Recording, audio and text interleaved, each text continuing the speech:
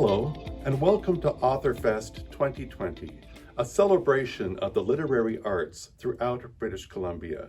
We are pleased to bring you this 3-episode online virtual event in partnership with the Arts Council of New Westminster. In this episode, we celebrate the mystery and the writers who craft them.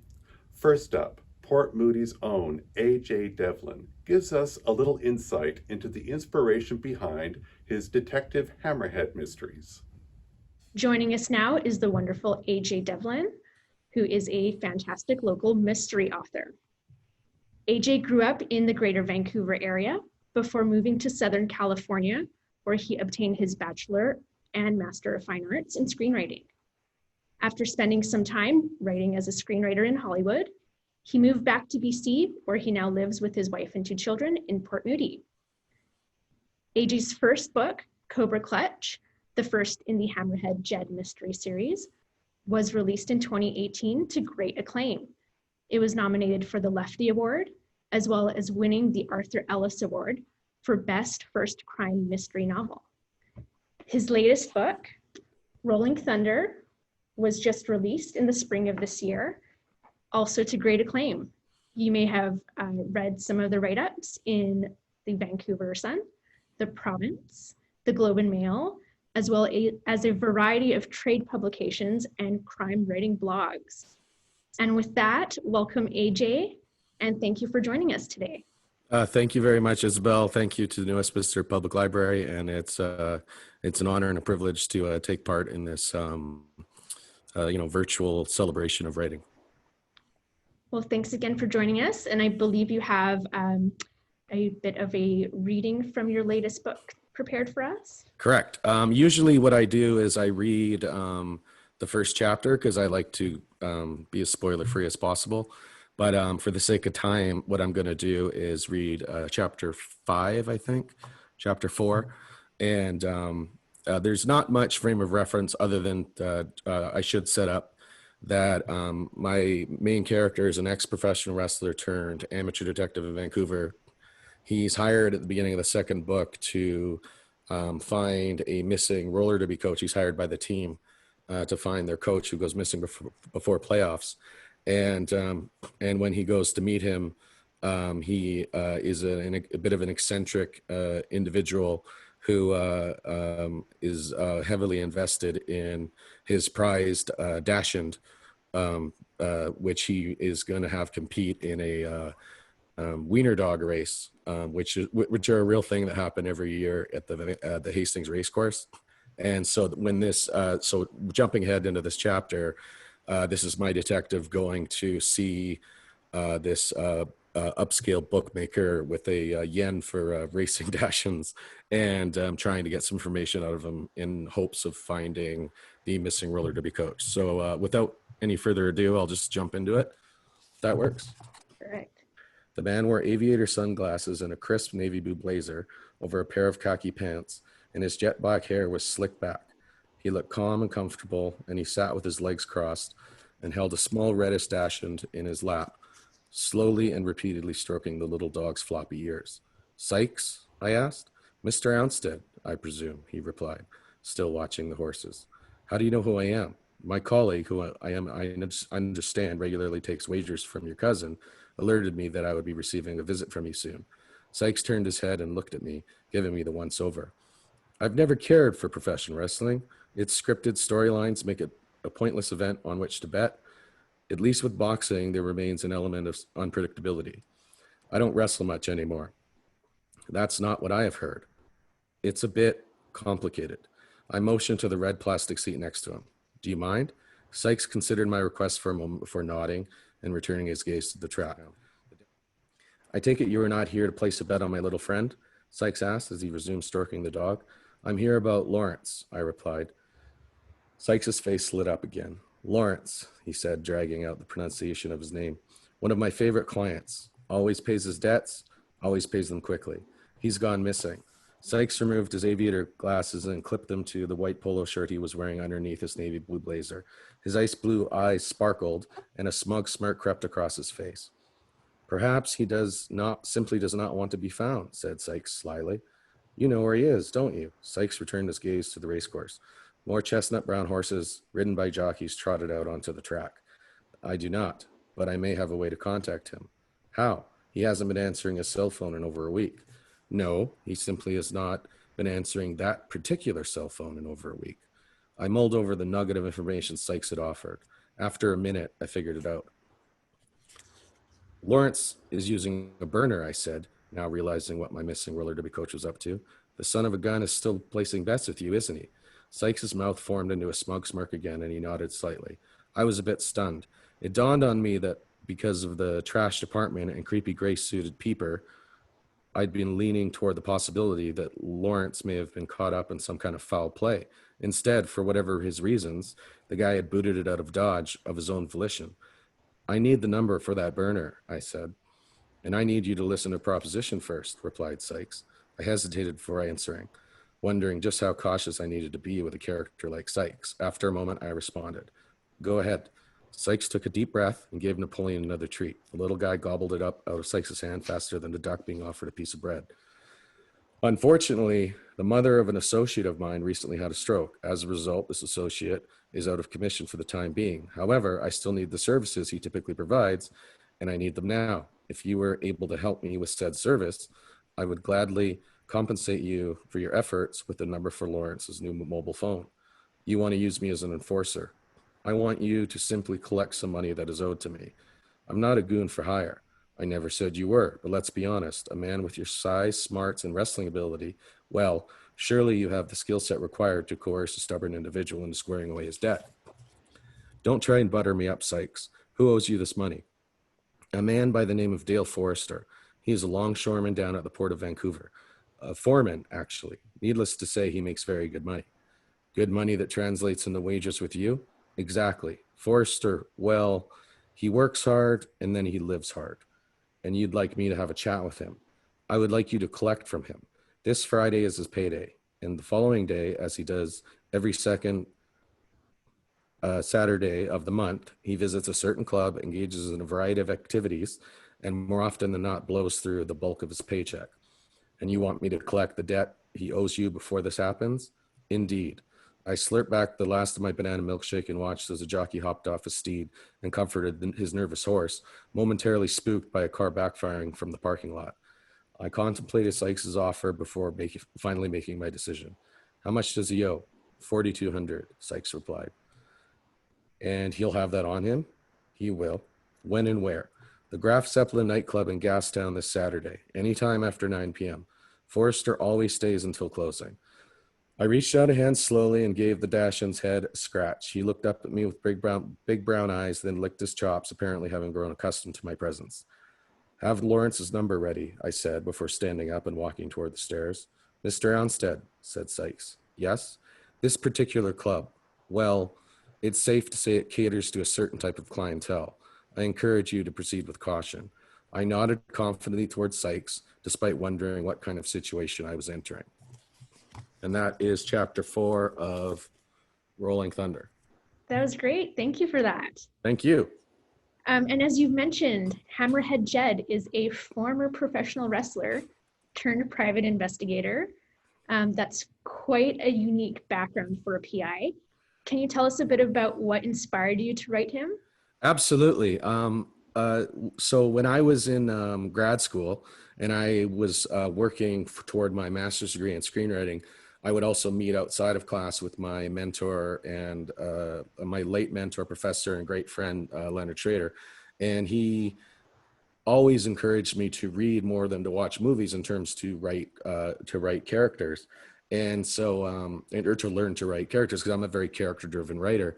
And as a result, I fell in love with mystery novels. I mean, I had grown up reading Hardy Boys and, different things, Silence of the Lambs. So, I mean, I always had an affinity for it, but I really got into it in my early 20s when I was going to school. And what I started doing is I started reading almost a subgenre in and of itself within the mystery genre, which was the athlete detective. So I've read books about surfer detectives, baseball player detectives, hockey player detectives, boxer detectives, like any sport you can think of, sports agent detectives. There's some kind of guy that has that background and then becomes a detective.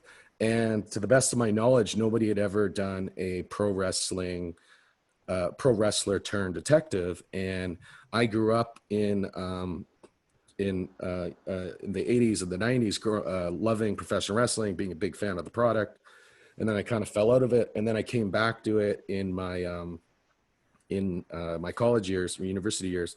And I was fascinated by a lot of the documentaries and the behind the scenes elements. And then so when I went to take a break from screenwriting and try and craft a protagonist for a mystery series, I saw it as an in. I saw it as like, I don't think anybody's really done this before.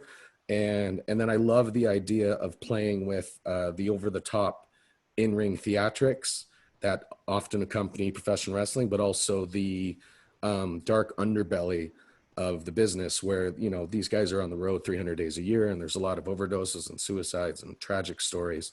And so it just seemed like fertile ground to mine to create a different type of detective that was hopefully at the same time familiar, but also offering something new. Yeah, and you can definitely see the grittiness of the pro wrestling aspect of it, but also the cinematic quality that I'm sure your screenwriting background brings into it. And the Thank you very much. I mean, that's exactly what I was going for. And yeah, no, like that's exactly what I was going for. I wanted to embrace that grittiness and showcase my hometown for most of my life, Vancouver, but I also wanted to come at it with a very cinematic visual approach, you know. And, you know, I grew up in the 80s on movies like The Goonies, Back to the Future, Die Hard, The Last Boy Scout. So there's a lot of adventure, but also whimsy and humor to them. And so when I went to create this character, I wanted to try and emulate that tonally. But also, so I wanted to do something familiar, but different at the same time. Yeah, and there's definitely a lot of humor infused into the series as well. Thank you. Along with the grittiness that you do expect with a crime detective series. Did you always know that you wanted to infuse a bit of humor throughout, or did that sort of evolve organically as you started writing? That is an outstanding question. And long story short, when I was writing Cobra Clutch, I was clear on the character. I was clear on what I was trying to do and how I was going to try and stand apart, but also sort of hit the bullet points of things that you need when you're working in that genre. And then what happened was it wound up being more humorous than I intended, and I think a lot of that was because of the nature of professional wrestling. It just lends itself naturally to comedy. And about a year before my book, Cobra Clutch, came out, I started doing some readings locally. In Port Moody, there's this fantastic organization called Writers in Our Midst.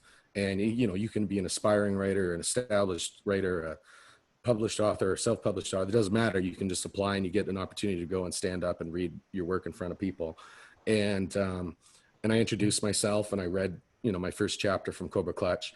But I introduced the book as a mystery. And then afterwards, a few people came over to me and they said, you know, the reading went really well and it got quite a few chuckles. And then a few people came over and said, why do you call it a mystery and not a mystery comedy? This seems more like a Carl Hiaasen style book than, like a Michael Connelly book, who are two of my favorite authors. And I think my answer was, well, I just didn't want to be so presumptuous that people would find it as humorous as I did.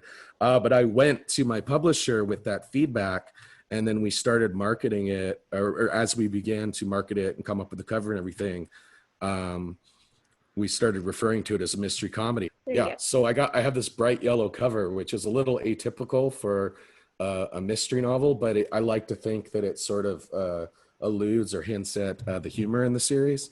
And so I went into Cobra Clutch trying to write like Raymond Chandler with like wrestlers and snakes in Vancouver and put my own spin on it. But when I went into Rolling Thunder, I was like, okay, I'm writing a mystery comedy. This is what the series is. Humor is a big part of it. So it's almost like by writing the first book, I found the voice of the series, which I was able to channel in the second book. And right now I'm wrapping up the third book. So it was no, it was a wonderful experience, and it was amazing to get that kind of feedback from people, and to sort of find that clarity for what I wanted my series to be so quickly. Yeah, and it definitely makes for a very unique series. Oh, thank you. Very fun to read. I appreciate that. And with the first book, it dived into the world of professional wrestling. The second one gets into the world of competitive roller derby. Yes. Both very unique subcultures. Can you tell us a bit about the research process behind that and any fun or unique things you've learned? Absolutely, yeah. I mean, the idea for this character was always to have him catch cases that brings him into fringe sports or unique subcultures. And given his pro wrestling background and the fact that his dad is a legendary Vancouver police officer, retired, who's now a private detective, it seemed like he was uniquely suited to go into these, subcultures in these worlds. He's definitely more familiar with the pro wrestling world because he kind of grew up in that. Roller derby for him was, or in the second book, it was a bit more challenging, but there is connective tissue in the sense that roller derby is so over the top, and a lot of the players will wear costumes, and it's very physical, and they're very proud athletes, and and some people might kind of blow it off or not take it seriously, but the people in that world are so proud, fiercely proud. And then the other element of roller derby that really blew me away was how sort of punk rock, counterculture, and anti-establishment it was. And I've been so fortunate because with Cobra Clutch, I was able to connect with some local professional wrestlers who advised on first book. And then with Rolling Thunder, a friend of mine who I actually went to high school with, and we had lost touch and we reconnected. And she was a roller derby star for the Terminal City Roller Girls out of New Westminster. And she not only advised on the book, but she actually edited it and gave me all kinds of feedback and notes. And so it's nice when you're able to connect with people in those worlds and that they're able to give you, the proper feedback. So you feel like you're doing justice to these, worlds that maybe, you're not that necessarily familiar with. And that's the thing too, that I really enjoy is not just doing justice, but also showing respect to these, maybe anti-establishment sports that most people, or that a lot of people might not be into or really get or whatever, but to know that, any roller derby player in the world or any local pro wrestler in the world can pick up one of my books and read it and be like, okay, this guy did his homework. And I feel like if readers are going to be generous enough to, come on an adventure and, purchase my book or download the ebook or audiobook or rent, check it out from library. I feel like it's my duty as a storyteller. The least I can do is try and get as much as that accurate as possible. Yeah, and they're both sports that maybe a lot of people aren't familiar with, but having read both of the books now, I feel like they're definitely worlds that are fun and interesting to read about. Yeah, and as you mentioned, a lot of this book is set in Vancouver, and it is set throughout the Lower Mainland as well.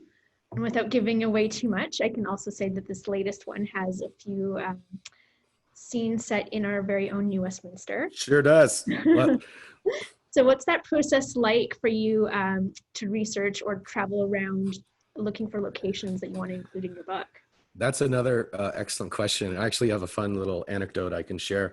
I was working on Rolling Thunder, and Cobra Clutch had been doing well, and I've been promoting it. And then so I was putting a lot of pressure on myself, and I was just getting going.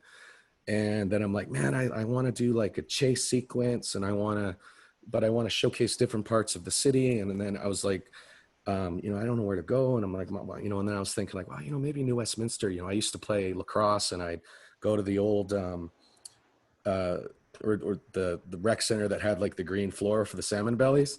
And I was like, that's just such a beautiful historic part of the Lower Mainland. And it was a Sunday afternoon, and I think my son was 6, my daughter was 3, and my wife was just like, hey, and the SkyTrain had just come to Port Moody, and she's like, hey, let's just hop on the SkyTrain and go there for lunch. And so we did. So we just hopped on the SkyTrain, took the kids for a little adventure, went for lunch. And then I walked around the old New Westminster Quay, which I believe now is the River Market. And it was incredible. And I forgot things like, I think it might have been decommissioned or taken away, but at the time there was like a giant a repurposed tugboat that was like a play center for kids. And so my kids were on there playing. There's the giant tin soldier or toy soldier, which is such, you know, visually striking. And then we walked into the river market, and then we were instantly inundated with all these smells of like soaps and like cold pressed juices and everything. And it was some kind of health market or whatever. And then we took the escalator, and we got to the top, and then there were like 50 people all playing board games, having like this massive board game tournament, because it was Sunday afternoon, which is a weekly thing. So like within a matter of 5 minutes, I just absorbed so much visual stimuli, and I just stole it, and you know, and channeled it. But it's fun to do so, because I think, you know, I think Vancouver is one of the most unique cities in the world, and I think the Lower Mainland is just such a, like, you know, there's some time spent in the first book in Kitsilano, and it was fun, really fun to go to New Westminster for the second book. And but most of what's in there is stuff that I've seen. But it's nice to get out there and you know, put your feet to the pavement, and to just, I don't want to say I took my city for granted beforehand, but when I got to a point of being a writer and trying to be a storyteller, I became, I think, a bit more, or I tried to become a bit more aware and really sort of absorb my environment, and then, you know, try and find creative and fun ways to, you know, write a 30-foot toy soldier into a mystery novel and make it part of a chase scene. So, but no, it was an absolute joy to write New Westminster in particularly. And yeah, and as a reader, it's super fun to read about your own neighborhood, and that's awesome. you can visualize exactly what you're reading. Mm-hmm. And again, without spoiling anything, I just want to give a shout out to our very own next door neighbor, the Uptown Dairy Queen, which does make an appearance in this book as well. It's that's his one weakness. His kryptonite is banana milkshakes. But no, that little Dairy Queen, my father was having a hospital procedure done at Royal Columbia, and we had to kill a few hours. And me and my sister went there. And I remember it was just sort of like a little hole in the wall, like small for a Dairy Queen, quite small, but there was like, you know, little patio things. And then when it came time to write a scene where he has to, not interrogate, but question a person of interest, I was like, I know just where to put it. Yeah, for sure. And as you mentioned, he has a bit of a quirk with his favorite drink. He does. It's usually not something that we find in these hard-boiled detective books, and he does hang out a lot at the bar with his best friend, cousin, sometimes partner, Devlin. Can you tell us a bit about that character and how he came about?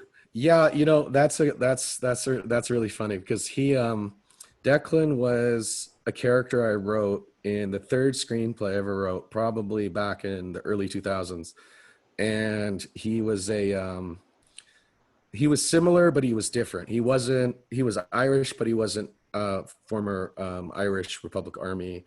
So there were differences, but he was just such a powder keg of a character.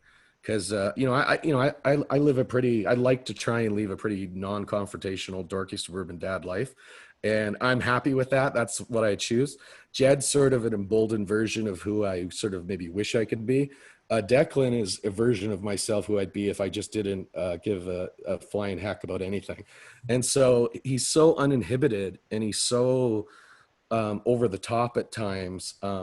That's actually one of the reasons why, and this isn't too much of a spoiler, but there's a bit of a disagreement between the cousins in book 2, and then Devlin kind of is off screen or off page for a little while Jed follows the case and progresses the plot, and then they reconnect, because he's such a powder keg. He comes into scenes and he just takes them over, but they have a wonderful chemistry, or I like to think they have a wonderful chemistry together.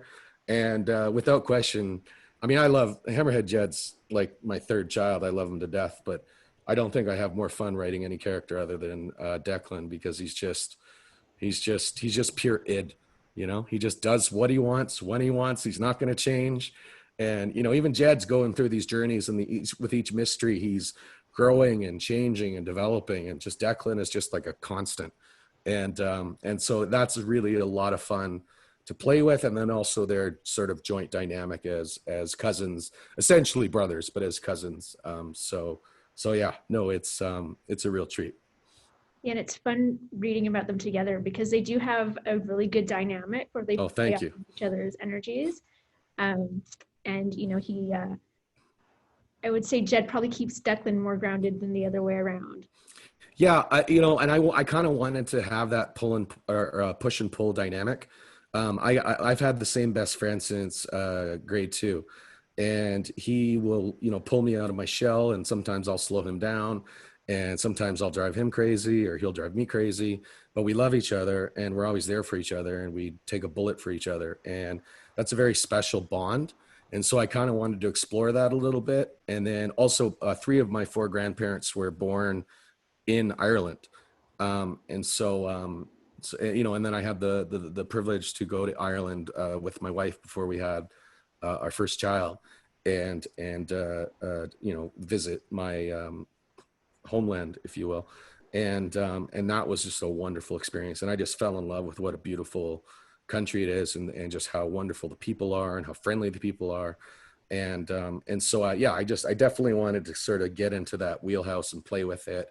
And what I'm ultimately building to, here's a little insider nugget for any Hammerhead Jet fans, is I'm building toward a book that takes place mostly in Ireland, and it's about Declan's Irish past. And he goes over there, and then they can't get a hold of him. He doesn't come back. So Hammerhead Jed and his dad got to go over there and try and figure out what happened to, my nephew, what happened to my cousin, my brother. And so I'm very much looking forward to that. And my wife, as soon as we get out of this COVID stuff, my wife promised that for research, like we did when we went to New Westminster, she was like, okay, you know what? We'll take a family trip to Ireland, and you can run around with a notepad and take all your notes and absorb.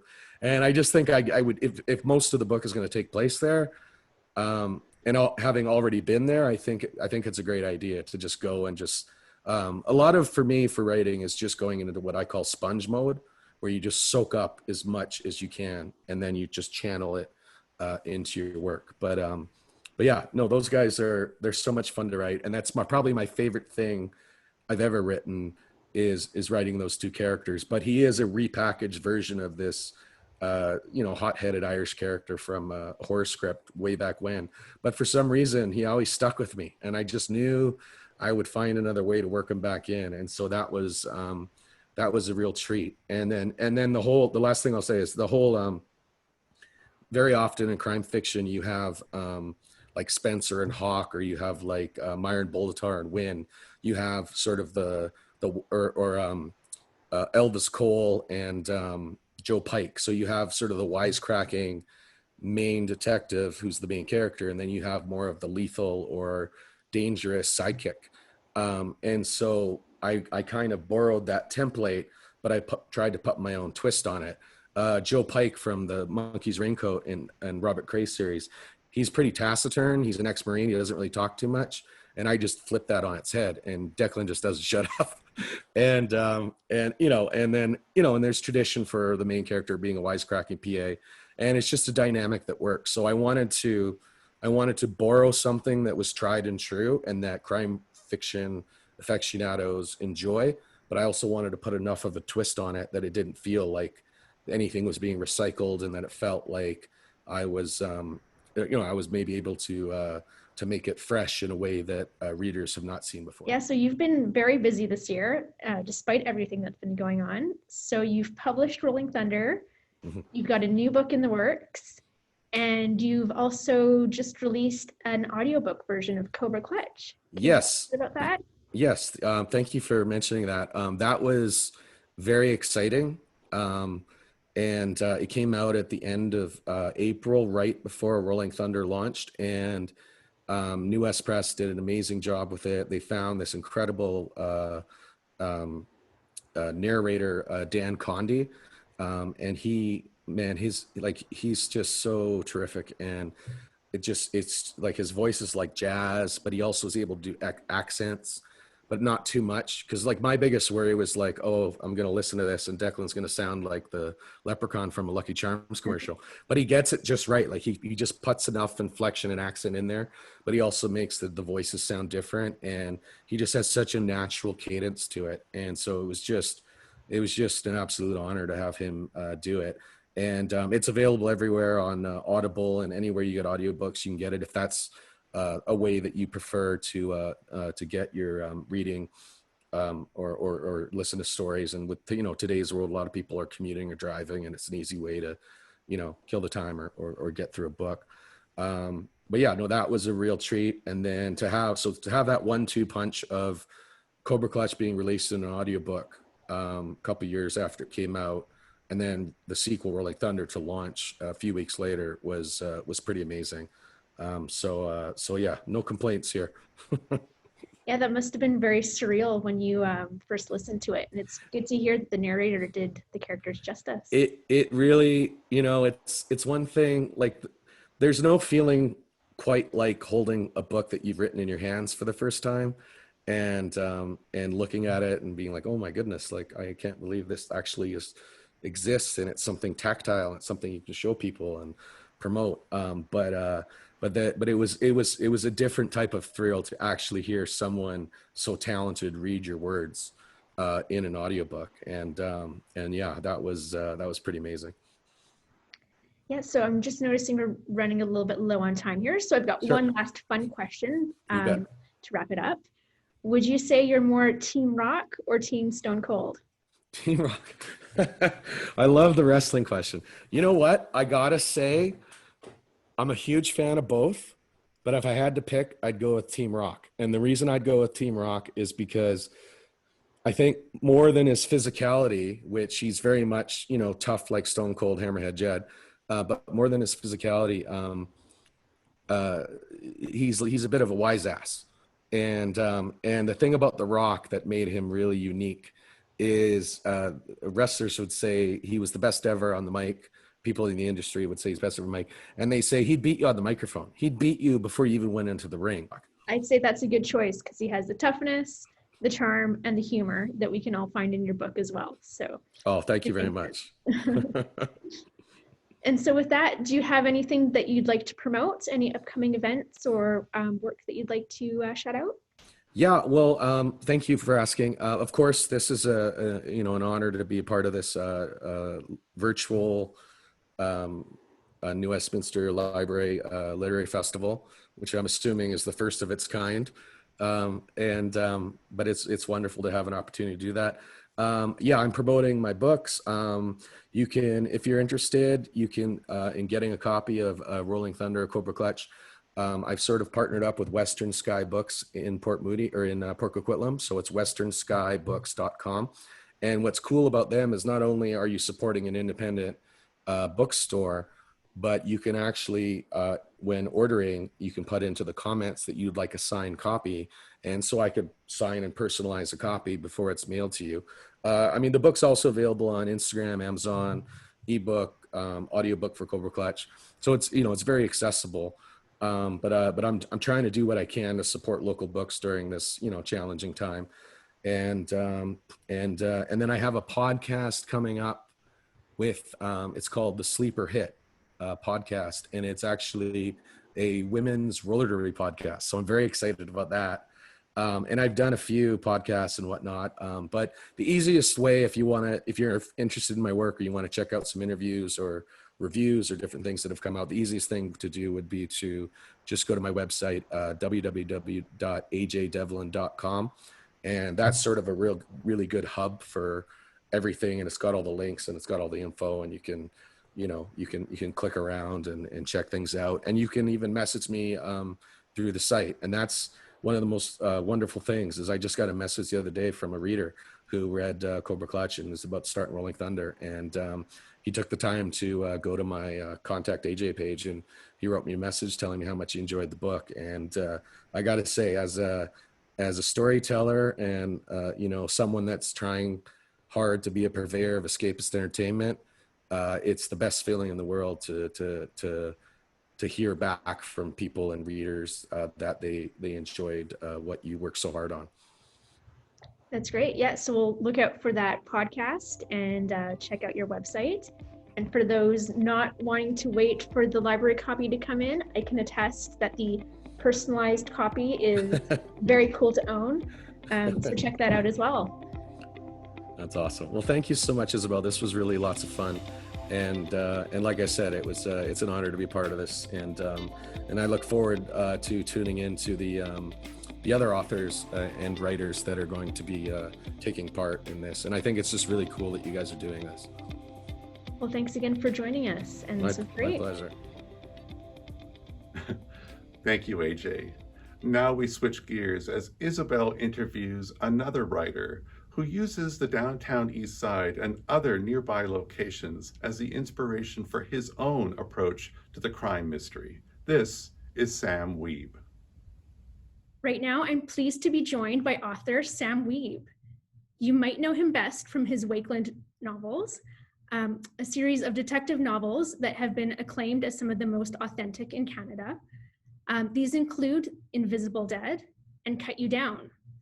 His other works include Last of the Independents, Vancouver Noir, which is an anthology in which he edited, and his latest to come out as of this September, Never Going Back. So we're still waiting for our hard copy, but we have the digital one available. Oh, cool.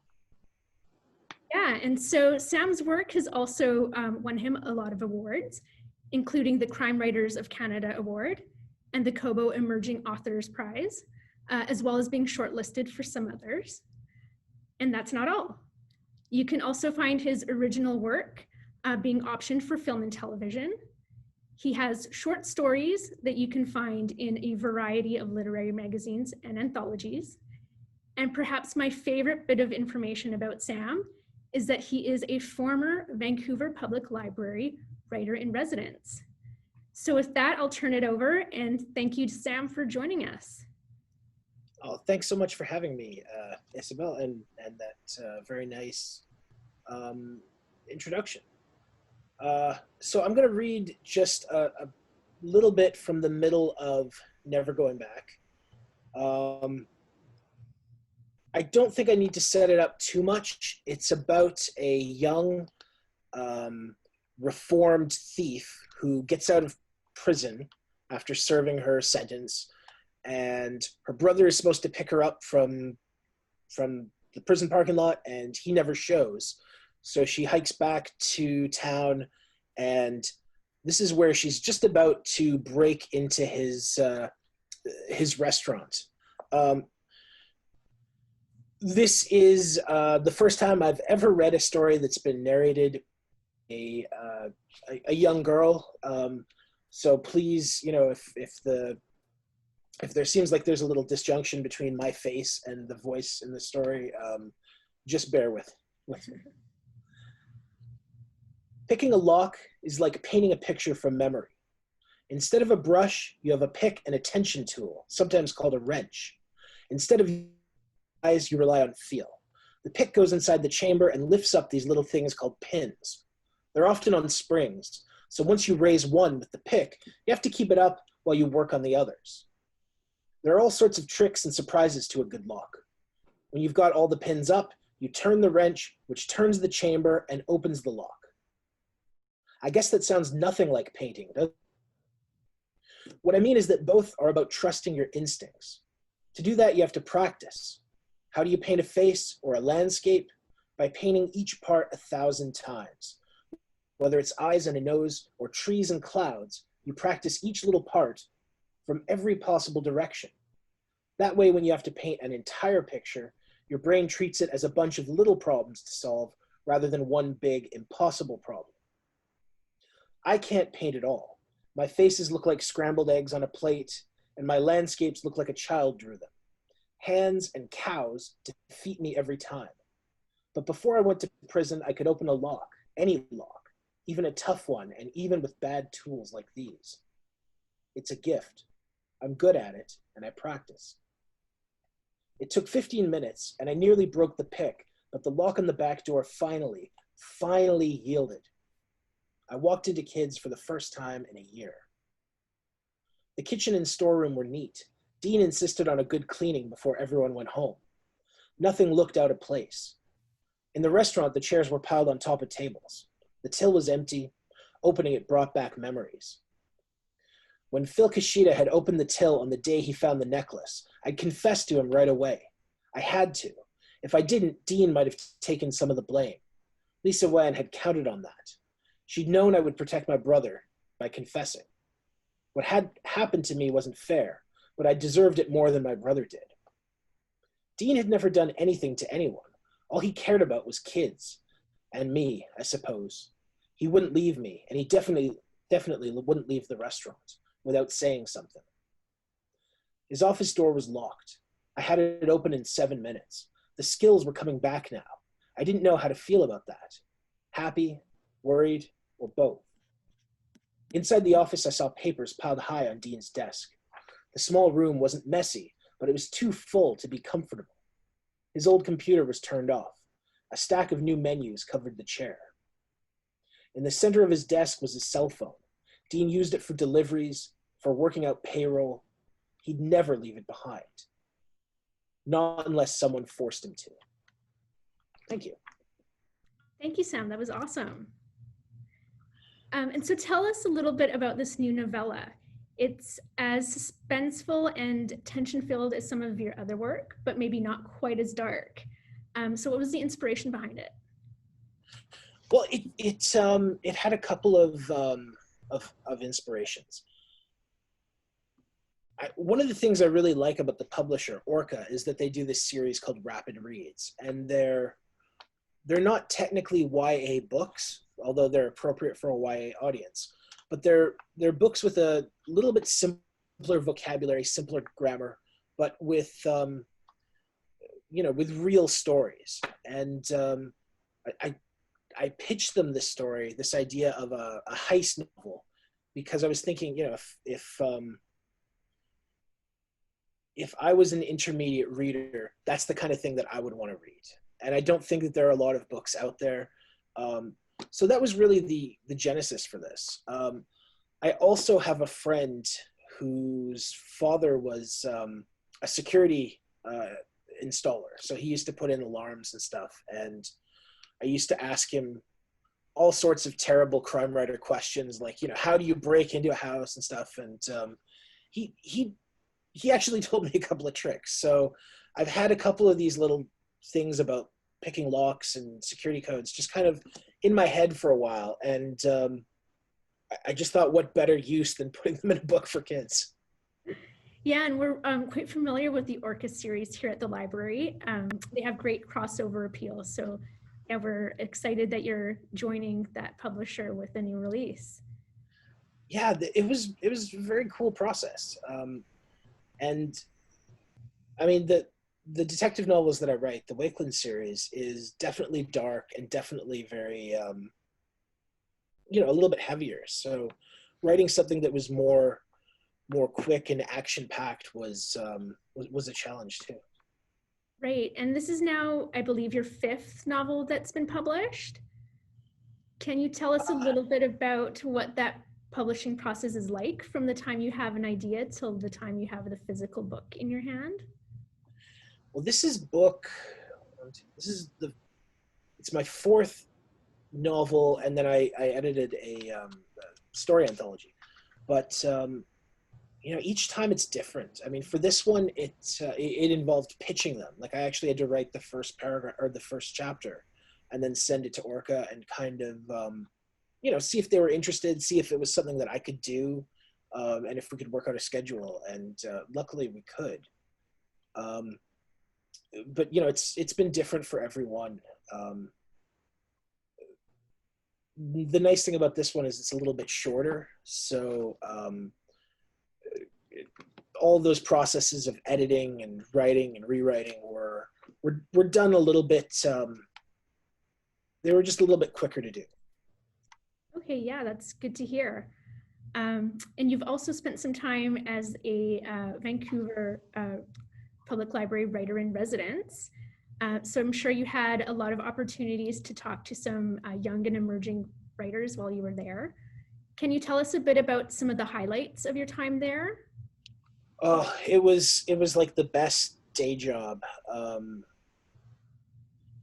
We ran a bunch of really cool programs. I mean, everything from, when I got that job, what I really wanted to do is find something that would be cool for each group. And I mean, Vancouver is so multicultural. I mean, finding things that would be interesting for everyone were a little bit difficult. But, we ran some film and TV writing workshops for, we did a seniors writing brunch with the Crime Writers of Canada that was really great. There was an Asian Canadian book club that we did, and we had some great special guests come in, and all sorts of great panels. I mean, some of it was, some of them were things that, I would love to take credit for, but they were just how good staff was with coming up with ideas and things that they'd like to do. They put together a panel of law enforcement experts, and I got to questions and do a little reading and take all the credit for it, even though, I had very little to do with it. But it was apparently like the best attended I've ever done, which was just amazing. And it was the same week that the library had flooded because they were shooting Supergirl up. The film crew had tripped over one of the sprinkler systems or something, so like a lot of the library was unusable and they had to move it. But yeah, it was so much fun. Yeah, I remember that. Yeah, that sounds like a lot of fun, even with the library not quite at full capacity at that time. Yeah. You mentioned as well that one of the things that you found difficult was catering to a diverse sort of audience. But I do find that your writing is very diverse in the characters that you have.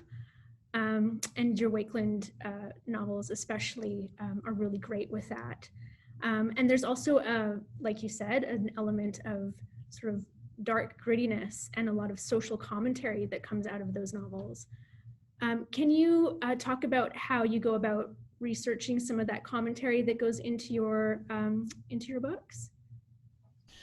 Yeah, I mean, I think that it all comes out of trying to write detective novels that reflect Vancouver as I see it. So, Vancouver is a diverse city, so not including that would just be inaccurate.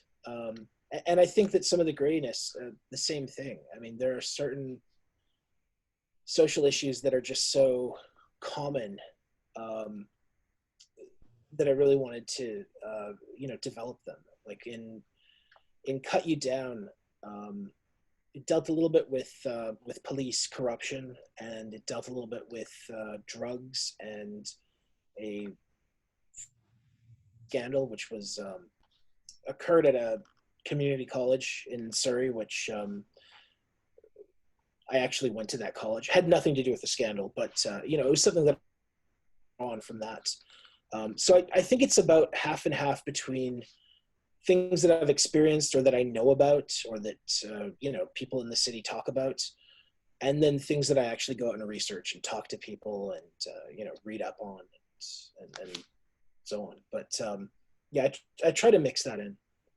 Great. And do you ever find that there's any subject matter that might be a little too dark for you to include in any of your writing? I mean, I don't have to look at it as like dark or not dark and just look at it as realistic. Right. It's really important to me not to be exploitative and just have,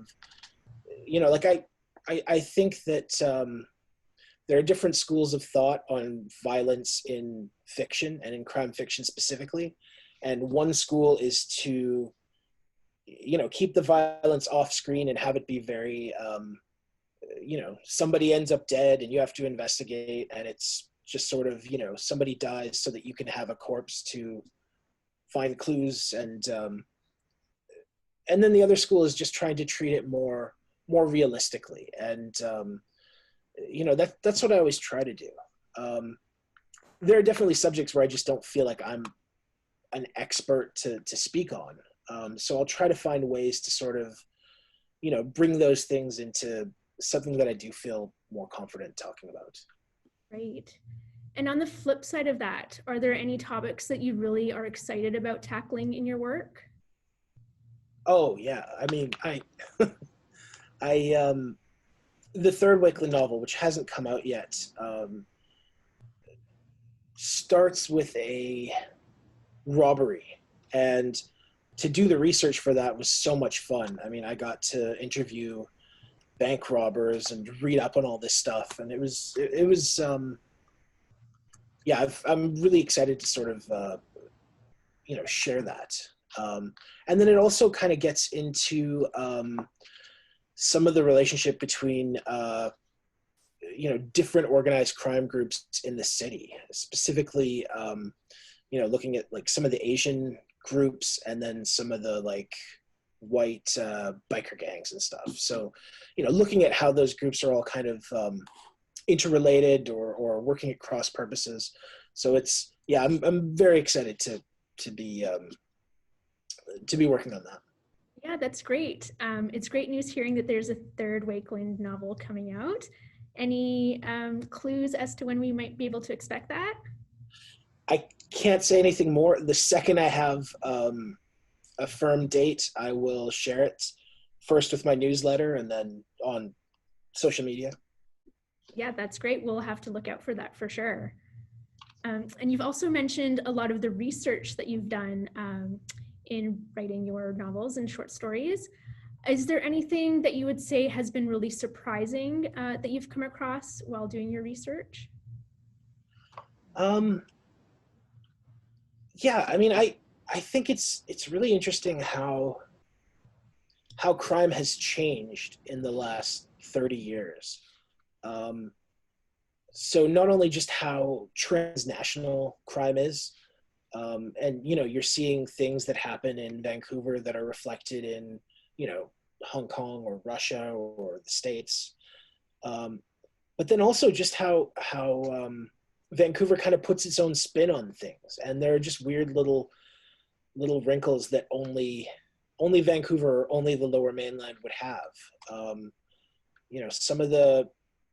Some of the gang stuff was very interesting, and looking at who, normally gangs, you think about like inner city, lower income people, but a lot of the gangs in Vancouver are like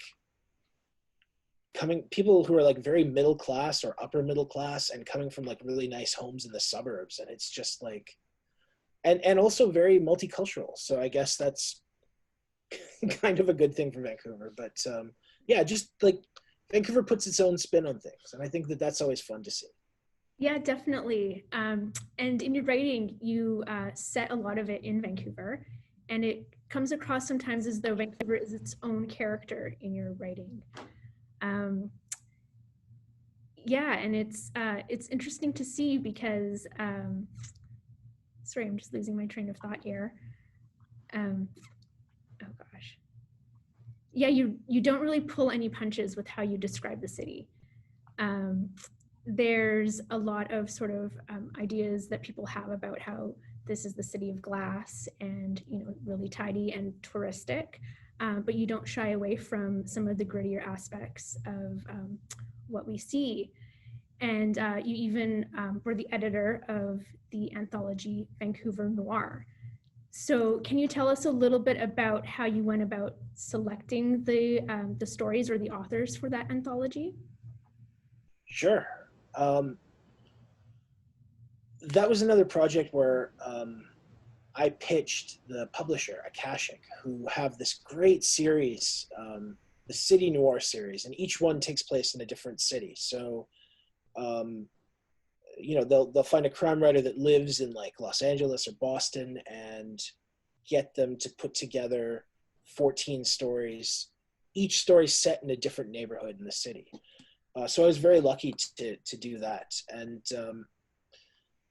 one of the great things about the anthologies is that they're meant to be very inclusive. They're meant to be very diverse. And, so having a good mix of male and female authors representing different ethnicities, but then also like literary and genre writers, that's really important, and really established writers. And there's at least one writer in the Vancouver Noir anthology where that was his first story ever.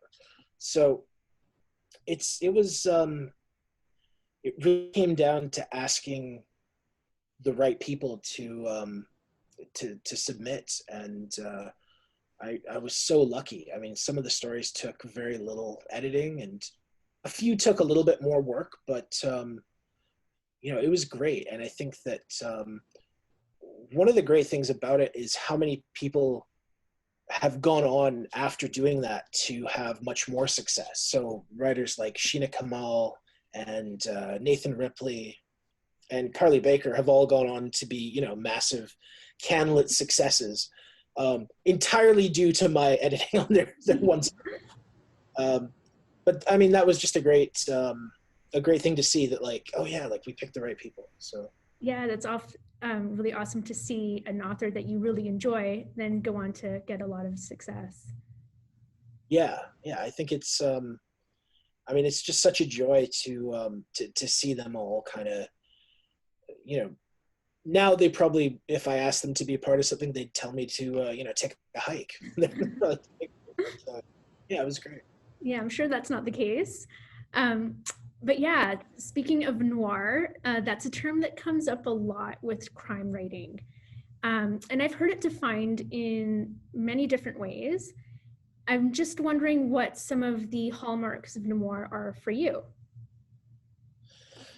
Well, it's a tough one to define, because I think, as it's used in public consciousness, it comes from like film noir and, the old like 1930s and 40s B pictures that Hollywood used to make. And I love those things, and they have a lot of they're shot with a lot of very stark black and white, a lot of shadows. There's usually a femme fatale. There's usually, a lot of moral corruption and things like that. And they usually end very, very dark. And most of those elements are present in noir when we talk about fiction too. But, I've heard it described as like working class tragedy, and I really like that. But just that idea that, very average people where things just go wrong and you just follow them. And, some of the stories are very bleak. Some of them are a little bit hopeful, but they're very raw and very honest. And I think that that's what I like about noir. Yeah, I like that definition because it, a lot of, writing that's considered noir, the characters aren't the most polished, but you're always rooting for them. So I really like that definition. And going on that a little bit more, are there any authors in the genre that you would say really influenced your writing? Oh, my parents were huge like readers of paperbacks. So, they used to, before I was born, they would drive down to California, and my mom would read out loud to my dad while he drove, and vice versa.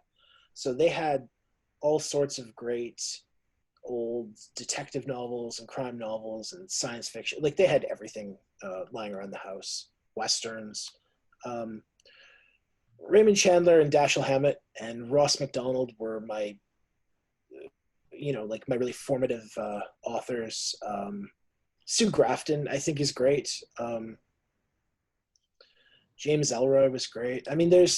It's like I start naming them and I could just turn over and be like, the top 6 rows of this bookshelf. Right.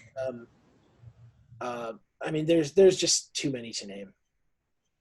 Yeah, for sure. And is there anything that you've read over the last few months that you can say is a high recommend from you?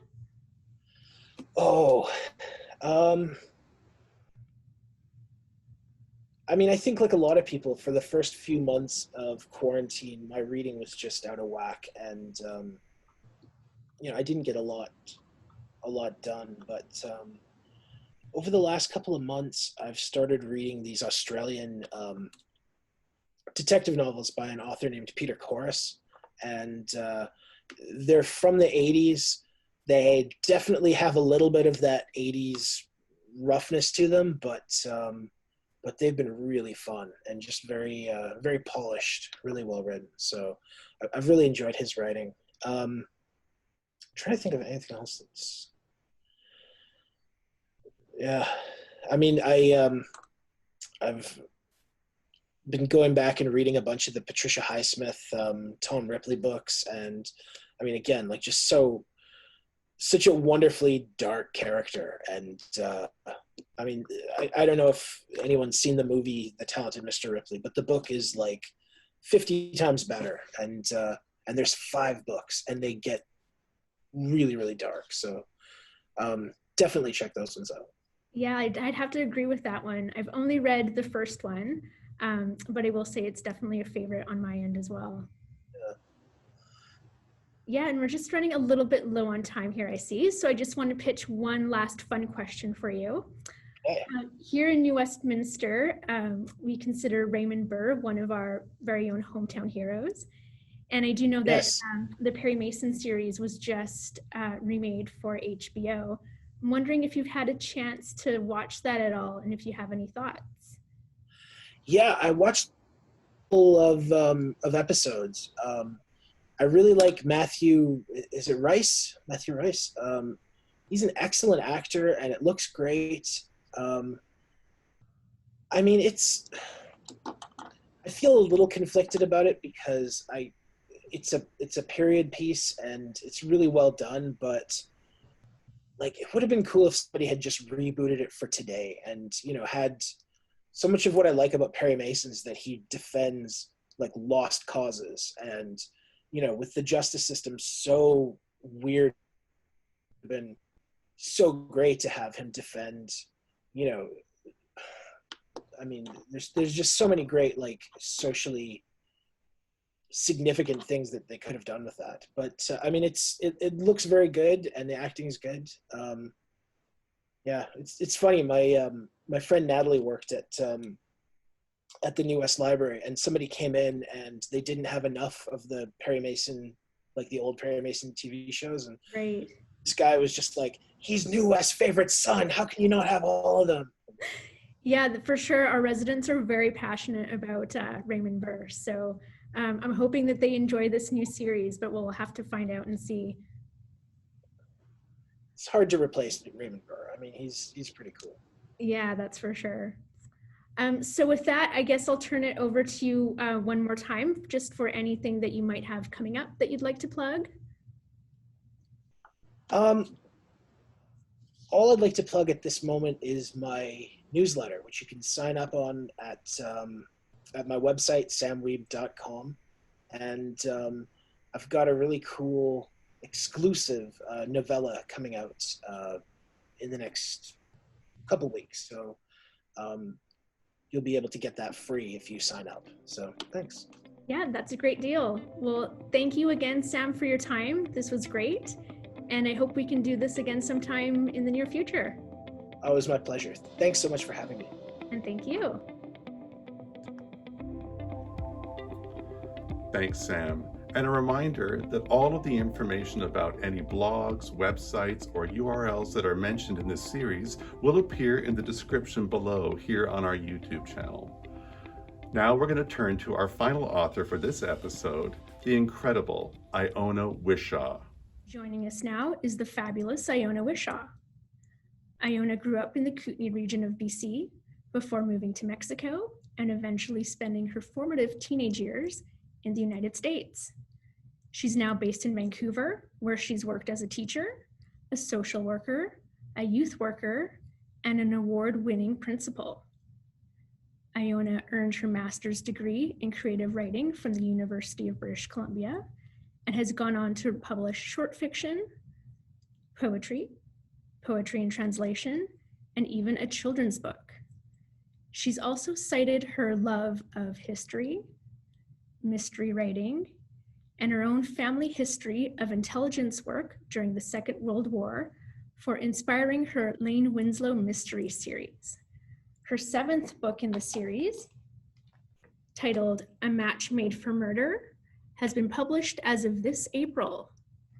And with that, I'll turn it over to Iona, who has a lovely reading prepared for us. So I'm going to read to you from my latest book, Match Made for Murder. And I want to read this section because it tells us a little bit about the relationship between Lane and Darling. This is their first book where they're actually married and together. And so they've gone off to Tucson on a honeymoon, and Darling, they're staying in a very, very shishi guest inn. And Darling's gone off to visit an old colleague of his, who's now the assistant chief of police in Tucson. And he's come back, and this is what happens. Darling found Lane stretched on a lounge chair by the pool under a striped umbrella. He pulled up a chair and removed his hat and jacket. I don't care if it is only 70 degrees. It's hot. It's that relentless beating down of the sun. How was your morning? Exceedingly interesting. Lane put her book open and face down on the round table next to her and sat up looking around to make sure they were alone. I've discovered something rather disquieting about our neighbors in the villa. She paused, looking into his eyes. You know, I'd forgotten how handsome you are. Try to stick to the subject. Darling considered returning the compliment. How very lucky he felt to have persuaded her to marry him. Now then, the disquieting villa people. To be honest, I don't think I should outside here as we are. It's well past lunchtime. Ought we to get dressed? All right, we're out of earshot. What did you learn about the villa people? By that, I assume you mean that May-December couple, Darling said, closing the door and pulling off his tie. Well, another May or even April has been introduced. I heard the woman leaving the villa with a giggling but loving adieu, promising not to spend too much money, and then she hurried off and met a very young man with a mustache in one of the corridors in the main building. And, well, they got into a scrum. You followed her? You're absolutely without scruples. You know that? Darling said with evident admiration. I didn't mean to see them. I came around the corner looking for the gift shop, and there they were. Of course, I beat a hasty retreat and came out to the pool to think about it. Concluding? Well, that she's not particularly happy and seems to be carrying on a desperate affair with a young man with a mustache, probably younger than she is. Well, let that be a lesson to you. A double life never did anyone any good. Thank you, Iona. That was fabulous. So now this is the 7th book in your Lane Winslow series. Did you always know that you wanted to write a series, or did that sort of evolve over time as you developed the story? I think I always knew that I wanted to write mysteries. And because series with the same characters are much my favorite type of reading, I always knew that if I did finally get to write mysteries, I would be writing a series. And has your approach to the series changed much since your first book to now your 7th? I think I'm more relaxed with it on some level, in the sense that I get to know the people more and more. So a lot of my approach, I'm quite an organic type of writer. I don't do a lot of plotting per se. I just write and I wait to see what's going to happen. And if anything, although I do, you know, by the middle of the book, I start to plot. You didn't ask about plotting, but anyway, I start to plot a bit more as I begin to see where everybody is. And I think I've become more interested in their characters as people. So for example, I once wrote a section where Lane tells really a little white lie to Darling. And I couldn't sleep that night because I knew she would not do that. She just wouldn't. That isn't in her, right? She's you know, been through the war. She doesn't need to have that kind of thing, really, you know. So I had to change it and make it a much more honest conversation. So in that sense, I'm getting to know them quite a bit. And I'm also wanting them to live within the context of real life. And, you know, if we think that there are rapes and spousal abuse and so on now, there was lots back then. There was lots when I was growing up, you know, it just, so I wanted to include things that were real and have an opportunity for really ethical people, you know, good, kind, ethical people like Darling and Lane kind of reflect on their society. And I wanted to see what they would do with these things. Yeah, it's interesting that you should say that, because it's really nice with the series seeing how all the characters grow. And like you said, you knew that Lane wouldn't react a certain way. And I think as readers, that's also how we feel when we get to know these characters throughout a series. And Lane is quite a formidable character. The setting is post-war. And can you tell us a little bit about the inspiration behind her and why you chose to write about a woman in post-war? Well, a lot of the inspiration is definitely my mother, who was a classic, you know, I think example of the upper middle class post-war woman, you know. And she herself was recruited to spy. She spoke perfect German, and she would entertain German officers. She was an extremely good-looking woman, and then pass information back. And, you know, I'm pretty sure that, you know, there's a lot of mystique about spies, you know, that they have kind of flawed characters. And, you know, if you look at John le Carre, all his spies are a little slightly broken as personalities, right? But I think a lot of the women who went to work during the war in Britain, and I'm certain in Canada as well, didn't do it because it had some element of, you know, danger and thrill for them, you know, that it fed some dark side of their personality. I think they really felt it was their duty, and it was what they could do. It was their little bit that they could do, you know. And I'm certain that my mother signed up with that in mind, that, oh yeah, I can help here. My father's flying a bomber in England, and I can help with that. And Lane certainly signed up for that. And I think an awful lot of the women did. And then, of course, they all had to sign the Official Secrets Act, so they could never tell their families anything. Many of them died without ever saying anything.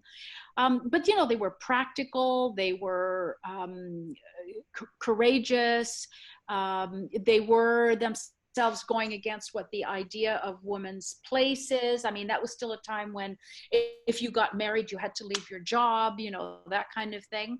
So I just like her for that. She didn't have a political context of, you know, women's liberation like we had in the 60s. I'm a child of the 60s. You know, to fall back on and say, look, this is our situation. They just, as individuals, got on with it and were strong. And, you know, my mother, honestly, anything that would smack of, well, you can't do that, she would just brush aside, like, what? No, you know, and really all the women, all the people in King's Cove, you know, who are an older generation, same thing. They're out there doing pioneering work, and a lot of them are women on their own, you know, without menfolk. And so they just do that and they get on with it. Yeah, and you mentioned King's Cove, which is a fictional town set in the Kootenays, but perhaps inspired by a real life location. Can you tell us a bit about King's Cove and how you go about writing about a fictional location set in a historical era? Well, you're right. It does reflect a place that I lived as a child. And that house that Lane is buying in the first book, and that she lives in and that she loves so much, is in fact a house where I spent some years of my early childhood. So in some ways, it's a place that I know inside out, you know. And then in other ways, I make it fictional. Like we had a second house there a number of years later when I was in high school, and I've never included that house. It's not even in the, you know, in the mental map of King's Cove that I have. So obviously I've just picked the things that I want, but I'm really operating a lot from from memory of those people, you know, and they all came in the very, very early years of the century. They followed, you know, after the whole of the Kootenays was timber and silver mining and railways and all of that. All these people came who were farmers and grew fruit, basically. And so that was, you know, the main industry was pretty much apple growing there. And are there any characters in Kings Cove other than Lane who are perhaps inspired by real people? Oh, yes. The Armstrongs in particular are inspired by real people. They were probably my favorite people in all the world, and they did indeed run a little post office and were probably what you'd call my in loco grandparentes, because all of my relations, besides my mother and father and myself and my brother, all were in England. My mother moved here away from them, so I didn't really know any of my extended family. So they were just the sweetest people. And even as a very small child, you know, you could go over there and knock on the door, and there'd always be a cookie and a cup of tea, and I could help her do something. You know, it was really very, I think they are the people I celebrate very much in that story. Yeah, and that must be very wonderful as well, being able to memorialize people who meant a lot to you in this wonderful ongoing series. It is. And, you know, Angela, the American, is also based on a real person. And the youngest boy is still there on the same property. He's now probably 76 or something like that. But she was my mother's best friend, and they were a riot together, the two of them. So I wanted to include her as well. In theory, Kings Cove is supposed to be this, you know, quaint, quiet town, but it seems like Lane can't quite escape the excitement and adventure that always seems to follow her. And you had mentioned something in a previous conversation that we had. I believe you quoted something about finding her way home as a statement that really spoke to you. Can you speak a little bit more about that? You know, it's interesting. That does have a lot to do with our family, the business of home, because my mother grew up in an English enclave in Riga, in Latvia. So, you know, she was there in a very international community with Germans and Russians and lots and lots of English people. So they were expats from England. And then when I grew up, my father was a geologist, so I was growing up in Mexico and Arizona. So we were never home. And I think for my mother, this particular house and this little community was what she herself said, this is my home. I'm going to make this my home, because I can relate a little bit to the idea she had that you never really have a home because you're moving or far away from your relations, etc. And so that's one part of the home thing. And the other idea I really liked about authors who write to find their way home. This worked really well for me because, you know, the more time I spend in Kings Cove, the more time I'm in a home that doesn't exist anymore, right? In that old, you know, you can never go home again idea, but in some ways you can. So, you know, I get to spend time in a place that meant an incredible amount to me as a child. Yeah, that's excellent. And you have traveled a lot throughout your life. How has that influenced aspects of your writing? I think right off the bat, Lane had to be someone who had experiences of other places in the world. You know, even Lane grows up very much like my mother with, you know, a grandmother, kind of nasty kind of father in Latvia, and then she moves to England to go to university and so on and so forth. And I think that kind of a life gives perspective, and it opens up your view of other people. You know, you don't tend to have very insular attitudes towards people when in fact you've lived all over the place. And I'm sure that's absolutely true for me. I grew up with all kinds of different people, and that just makes me more open, and I think it makes Lane more open as well. So even though the local community might, turn its nose up at foreigners, which in those days, even in my childhood there, they certainly did, unless you were some descendant of the British Empire, you were a little bit lesser, not quite welcome. Lane doesn't have any of that, because she's been everywhere. So I think that is a big part of why travel is important, both for me and my mom and the books. And I know that we really haven't had a chance to travel or do much since the pandemic started, but I'm curious to know if you've ever had a literary pilgrimage in your time.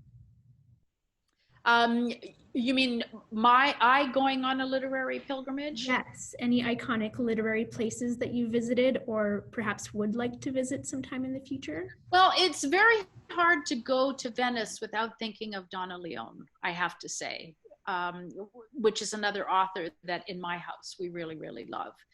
So yes, but the other thing is I really love 19th century authors. For example, Dickens is huge for me because he's also, in a way, he writes kinds of mysteries, really. You're always trying to get to the center of what's going on. And Thomas Hardy, and I actually went to walk in Dorset, not so much for the mystery of it, but to be in the places where Thomas Hardy was when he wrote his books. So there's certainly a bit of that. I spent a lot of time in England, and that's what I like to think about. And of course I went to, Coston, and where Jane Austen was towards the end of her life, obviously. You published the first book in 2015, and you're now on the 7th. And you've had quite the professional life, having worn many, many hats. I'm just curious if you have any advice for writers out there who think they might not have the time to launch their literary careers. Thank you. That's an excellent question, because I started writing the first book when I was still a principal of a large urban high school, and I was spending every bit of my creative energy and my time at that high school. But I determined that I would be retiring in 2 years, and if I didn't start writing now, I might not start writing after I retired. So that was a big worry for me. So I actually decided I would write 400 words a day, every single day. I would wake up at 5 o'clock because I had to be at school at 7, and I would write my 400 words and close my computer and not worry about them at all, and come back and have a look at them, the next morning when I went for my next 400. And that's really how that first book grew. And I wasn't particularly fussed about it, right? I didn't know what was going to happen. I would write 400 words and go, oh, I wonder what will happen next. So I've never had a moment of, oh, I don't know what to write, or writer's block, or anything like that, because I go into it every day having almost no idea what's about to happen. So I'm just going to ask one final question.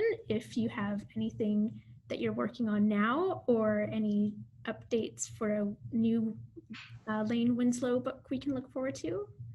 You can look forward to A Lethal Lesson coming out in the spring. And in fact, I'm just going through all the back and forth editing process with that. So I'm really looking forward to that. And I also just heard today that my first 2 books will be coming out in audio format in October. So that's great. And they're doing some reprintings of my book, including totally redesigning the cover of the second book. So that'll be quite fun. And that's all happening in October. So I'm very excited about those audiobooks, because people have, every single place I've ever been, people have asked if there are books in audio. And I understand that the rest will eventually be in audio as well. So that's very exciting. Yes, that's terrific news. So thanks for that, Iona. And anything else you might want to plug? No, just I'd like to plug the Arts Council of New Westminster. I think this is a fabulous initiative. And, especially with everybody not being able to go out to things, I think that's a wonderful thing that you're doing. Well, thank you so much. And thanks again for joining us. This has been quite lovely. My pleasure. And we'll look forward to those audiobooks. Thank you, Iona, and thank you, Isabel. There are 2 other episodes in this series that will be broadcast on October 21st and 22nd. All 3 episodes will remain available through to the month of November 2020. If you have any feedback, please feel free to call, email, or connect with us on social media. If you like what you've seen, please share it and tell your friends. In the meantime, thank you for joining us, and we hope to see you soon.